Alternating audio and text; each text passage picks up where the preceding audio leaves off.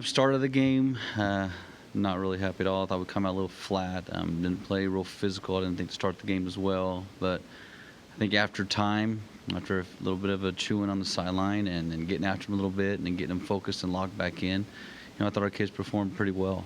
Did the things we asked them to do.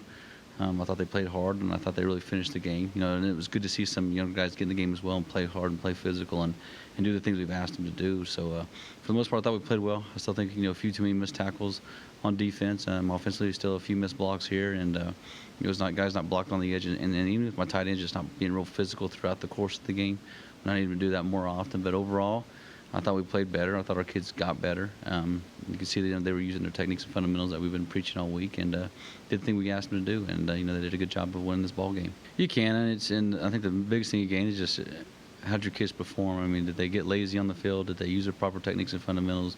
Did they just go through the motions? And then that's where you really see what kind of kid that you have on your team. And I think we use that more than anything else. And then also, what did the younger guys do when they got in there? Did they panic? Did they play hard? Did they do their assignments? Did they lose their minds?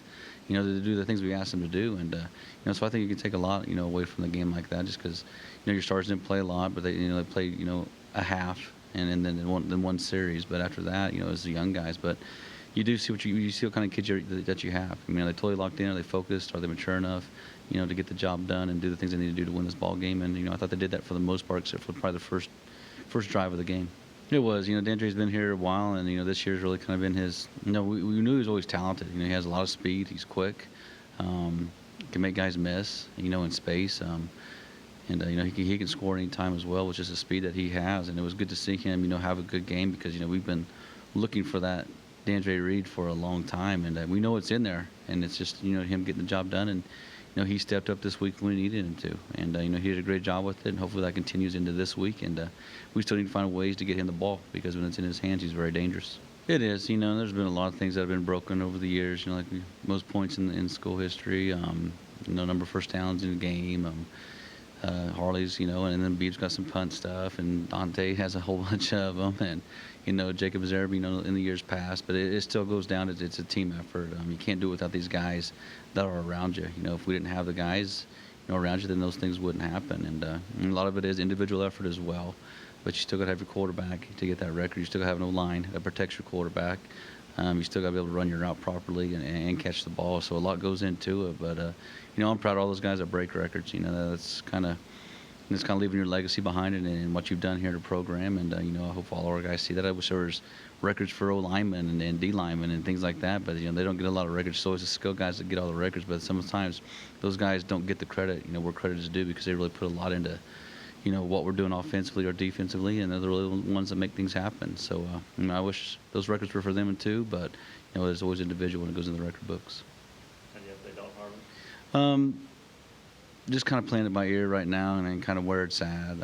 Still kind of waiting around to see exactly what it is, but hopefully it turns out just to be something minor. But we're being very precautionary right now to make sure that we're taking the right steps and measures to make sure that he's healthy. I have, I thought they'd done a good job, and I think it's just as the years gone on, they've gotten better. And, when you look back, truly again, like we've always talked about, the start of this year, Nathan was out for a year. Pat Kelly was out for seemed like 10 years, and then we added a couple of new guys, to the mix as well. And really the only guy that really played on the O-line last year was Amari, in that group because everybody else, had been out. And I think it just takes that time to gel. And I think they're really gelling right now. I think they really understand each other, and it's, Nathan can tell you later when you talk to him, it's a different feel. Lines, it's a lot different. There's not really a lot of there's communication before the play starts, but once the play starts, there's not really much communication. It's all just a feel of when you come off and when you don't come off, and seeing things. And things happen pretty fast. I think right now they're really coming around to being their best, and this is right now is the time we need them to be at their best. And I'm excited about what they're going to do this Saturday, and just see what happens moving forward as well. But this is a good group for us right now. It has, and they're good at what they do. They're good at getting off the ball. They're good at getting you off balance. They're good at, when you get off balance, throwing you to the ground. So I think as an offensive lineman, our main goal is just to, keep our feet in the ground early, expect the quick twist or turn to try to get you off balance to throw you to the ground, and then after you get that initial surge, now let's go play ball. And we got to be physical across the board as well, offensively and defensively. But I think that's the main thing. I mean, we just got to be alert of what they're going to do, understand the situations. If they're downs, we're going to probably get some twist game, out of them quite a bit, and knowing who they have in the game as well. Is it their nickel package? Is it their tight package? I mean, which one is it? So once our guys understand exactly what's happening, I think they're studying a film and understand what guys are trying to do to them, and which they've done a lot already this week, is only going to help us, do well this week. And we just got to be ready for the initial surge. If we can be ready for that, I think we'll be fine. Just Kearney played hard. They did have, Northwest did make some mistakes, but then Kearney took advantage of all those mistakes that Northwest made. And when you watch Kearney on film, they played hard, they played physical, they played aggressive, and I think that's what you got to do with Northwest. You got to play just as physical as they are, even more physical than they do. And I think we have the team to do that as well. I think we could be a very, very physical football team. I don't think we've put on the field what we could be yet, and hopefully this is the week that we really turn it on and show the physicality that we can play with, because they are a good football team. But that's what Kearney did. They took advantage of situations. They played physical across the board. They got some big plays as well. The quarterback was very elusive and made some things happen as well. And their defense played hard, and they created a lot of mistakes. And they, Northwest had some stupid penalties as well in that game. But don't take anything away from Kearney. You saw when they played us, they're a good football team, and they took advantage of every opportunity they were given. I think he's playing faster. I mean, I think he's seen his reads better now. I think he trusts his O-lineman a little bit more now than he did back then, because your first time starting, you see Northwest, you get a little timid, and you can see him sitting in the pocket a little bit more and trusting his guys that are in front of him, that they're doing their job, and you can see him getting more comfortable, each week in the pocket as well. And I think it's just him being able to read quicker, getting the ball out of his hands a little bit quicker, making the quick throws, making the quick decisions, now instead of, making his O-lineman hold, protection for 6-7 seconds. I mean, that's just way too long. We got to read it now and get it out of our hands and go make things happen. And I think that's what Chance has really done, especially these last few weeks. He's really improved on that. And, he when he likes something, he goes for it, and, he sees things pretty well. And like I tell all our receivers and tight ends, running backs, you never know which side he's going to go to. One side might be the side we're thinking, but with Chance, you never know. He might come right back to the backside because he sees something that he really likes. So you got to be prepared at all times. And that's the good thing about Chance. You just never.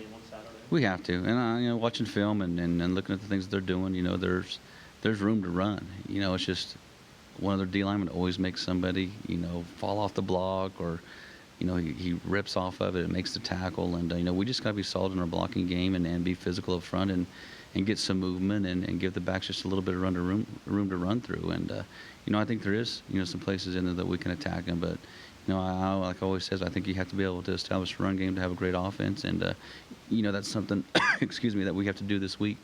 If we can do that, I think we can be successful in the pass game as well with some play action and things like that to get those safeties biting up. But, we got to be able to run the ball first, and hopefully we can establish that. But I think with this group of guys that we have on the O-line, that we can do that. I think it will be a good one. Like Jordan and I were talking about on Monday, though, it's open weekend of pheasant season. We got to, go hunt in the morning and then put our guns up for the afternoon and then go to the game and then, do some tailgating. And then after the game, maybe there's another hour left to go out and shoot some more birds. So, it's just, come support these guys. It's senior day. These seniors have done a lot for this program. I want to pack the house for them because they're special, and they've really done a lot, with, this should be the winningest, group of seniors coming through here in school history. And, they make this thing go. They've been great leaders. They've worked their tails off in the weight room, through the summers in the classroom. Every one of these kids should graduate with a degree from college, and that's probably the most exciting thing about it. But it's important to them, and they've done a lot for us, and they need your support on Saturday, and hopefully you guys come out and see us and cheer them on.